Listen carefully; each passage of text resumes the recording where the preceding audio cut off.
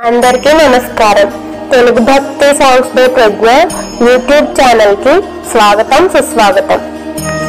ఈరోజు ఈ వీడియోలో మనం భగవద్గీత 2వ అధ్యాయంలో 1 నుంచి 15 శ్లోకాలను వివరణతో సహా నేర్చుకుందాం.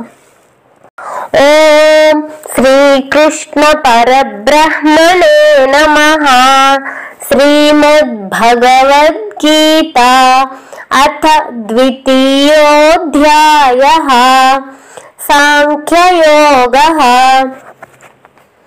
సంజయ ఉవాచ తథా కృపయావిష్టం అశ్రుపూర్ణాకులేక్షణం విషీదంతమిదం వాక్యం ఉవాచ మధుసూదనః. భావం: సంజయుడు పలికెను, ఈ విధముగా కరుణాపూరిత హృదయుడైన అర్జునుని కనులలో అశ్రువులు నిండి ఉండెను. అవి అతని వ్యాకులపాటును, శోకమును తెలుపుచుండెను. అట్టి అర్జునునితో శ్రీకృష్ణ భగవానుడు ఇట్లనెను. 2వ శ్లోకం. శ్రీ భగవానువాచ కుతస్త్వాకస్మలమిద విషమే సముపస్థితం అనార్యజుష్టమస్వర్గ్యం అకీర్తికరమర్జున. భావం: శ్రీకృష్ణ భగవానుడు ఇట్లనెను, ఓ అర్జున, తగని సమయంలో ఈ మోహము నీకు ఎట్లు దాపురించినది? ఇది శ్రేష్ఠులచే ఆచరింపబడినది కాదు, స్వర్గమును ఇచ్చునది కాదు, కీర్తిని కలిగించునది కాదు. 3వ శ్లోకం. క్లైబ్యం మాస్మగమః పార్థ నైతత్వయ్యుపపద్యతే క్షుద్రం హృదయ దౌర్బల్యన్ త్యక్తోత్తిష్ట పరంతప. భావం: కావున ఓ అర్జున, పిరికితనముకు లోను కావద్దు, నీకిది ఉచితము కాదు. ఓ పరంతప, తుచ్చమైన ఈ హృదయ దౌర్బల్యమును వీడి యుద్ధమునకై నడుం బిగింపు. 4వ శ్లోకం. అర్జున ఉవాచ కథం భీష్మమహం సంఖ్యే ద్రోణైశ్చ మధుసూదన ఇషుభిః ప్రతియోత్స్యామి పూజార్హావరిసూదన. భావం: అర్జునుడు పలికెను, ఓ మధుసూదన, పూజ్యులైన భీష్మ పితామహుని, ద్రోణాచార్యులను యుద్ధమున ఎదిరించి బాణములతో ఎట్లు పోరాడగలను? ఏలన్నా ఓ హరిసూదన, ఈ ఇరువురును నాకు పూజ్యులు. 5వ శ్లోకం. గురూణ హత్వా హి మహానుభావాన్ శ్రేయో భోక్తుం భైక్షమపీహ లోకే హత్వార్థకామాంస్తు గురూనిహైవ భుంజీయ భోగాన్ రుతిఃప్రదిగ్ధాన్. భావం: మహానుభావులైన ఈ గురుజనులను చంపకుండా బిచ్చమెత్తుకొని అయినను ఈ లోకమున జీవించుట నాకు శ్రేయస్కరమే. ఏలనన ఈ గురుజనులను చంపినను రక్తసిక్తములైన రాజ్య సంపదలను, భోగములను మాత్రమే నేను అనుభవింపవలసి ఉంటును కదా. 6వ శ్లోకం.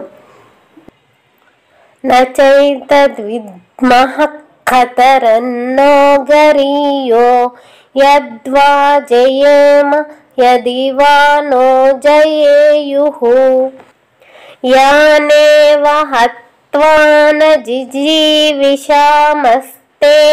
స్థితాః ప్రముఖే ధార్తరాష్ట్రాః. భావం: ఈ యుద్ధము చేయుట శ్రేష్టమా లేక చేయకుండుట శ్రేష్టమా అనున్నది ఎరుగము.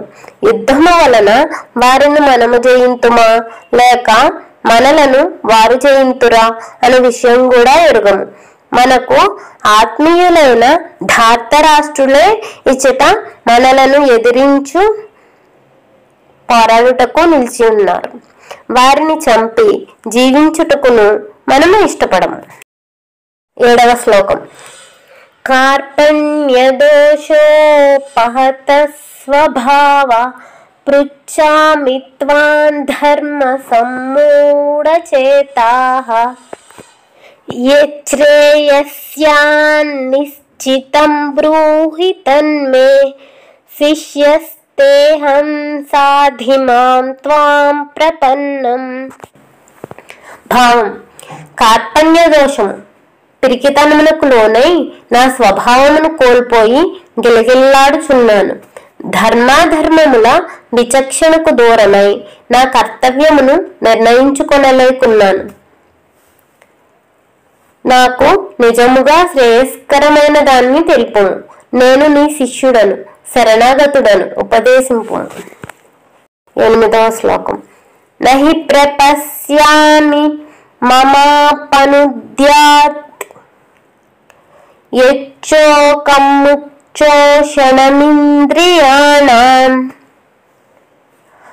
అవాప్య భూమావసపత్నమృద్ధం రాజ్యం సురాణామపి చాధిపత్యం.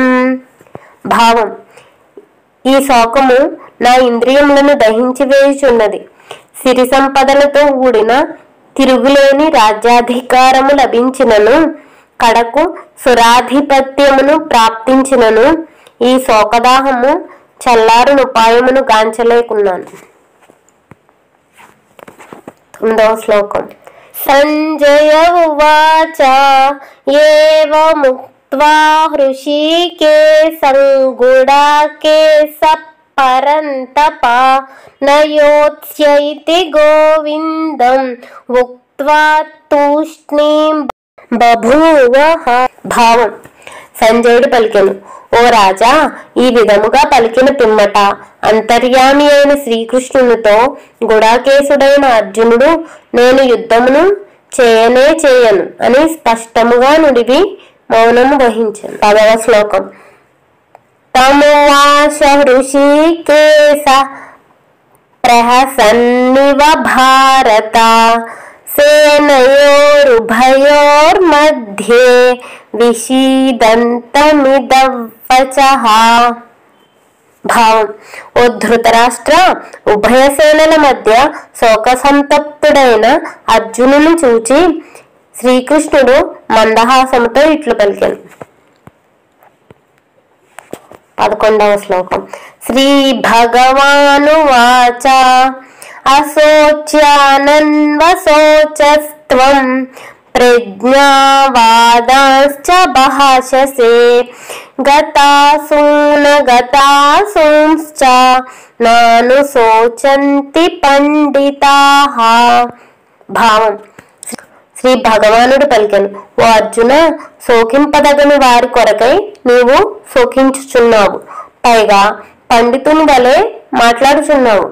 పండితులైన వారు ప్రాణములు పోయిన వారిని గూర్చి గాని ప్రాణములు పోని వారి గూర్చి గాని శోకింపారు. 12వ శ్లోకం. నత్వే వాహై జాతు నాసన్ నత్వం నేమే జనాధిపాః నచైవ న భవిష్యామః సర్వే వయమతః పరం.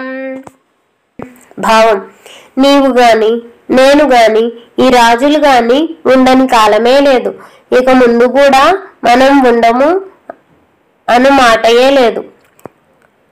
దీని అర్థం, అన్ని కాలముల్లోనూ మనం ఉన్నాము. ఆత్మ శాశ్వతము, అది అన్ని కాలముల యందును ఉండును. శరీర పతనంతో అది నశించున్నది కాదు. 13వ శ్లోకం. దేహినోస్మిన్ యథా దేహే కౌమారై యవ్వనై జరా తథా దేహాంతర ప్రాప్తి ధీరస్తత్ర న ముహ్యతి. భావం: జీవాత్మకు ఈ దేహమునందు కౌమారము, యవ్వనము, వార్ధక్యము ఉన్నట్లే మరి ఒక దేహప్రాప్తియు కలుగును. ధీరుడైన వాడు ఈ విషయమున మోహితుడు కాడు. 14వ శ్లోకం. మాత్రా స్పర్శాస్తు కౌంతేయ శీతోష్ణ సుఖ దుఃఖ గదాః ఆగమాపాయినో నిత్యాస్తాం స్థితిక్షస్వ భారత. భావం: ఓ కౌంతేయ, విషయేంద్రియ సంయోగం వలన శీతోష్ణములు సుఖదుఖములు కలుగుచున్నవి. అవి ఉత్పత్తి వినాశశీలములు, అనిత్యములు కనుక భారత వాటిని పట్టించుకొనుకు. 15వ శ్లోకం. యం హి న వ్యథయంత్యేతే పురుషం పురుషర్షభ సమదుఃఖ సుఖం ధీరం సోమృతత్వాయ కల్పతే. భావం: ఏలనన ఓ పురుషశ్రేష్ఠ, ధీరుడైన వాడు సుఖదుఖములను సమానముగా చూచును. అట్టి పురుషుని విషయేంద్రియ సంయోగములు చలింపచేయజాలవు. అతడే మోక్షమును పొందుటకు అర్హుడు. ఈ వీడియో కనుక మీకు నచ్చినట్లయితే లైక్ చేసి, షేర్ చేసి, సబ్స్క్రైబ్ చేసి, కామెంట్ చేయండి. Thank you.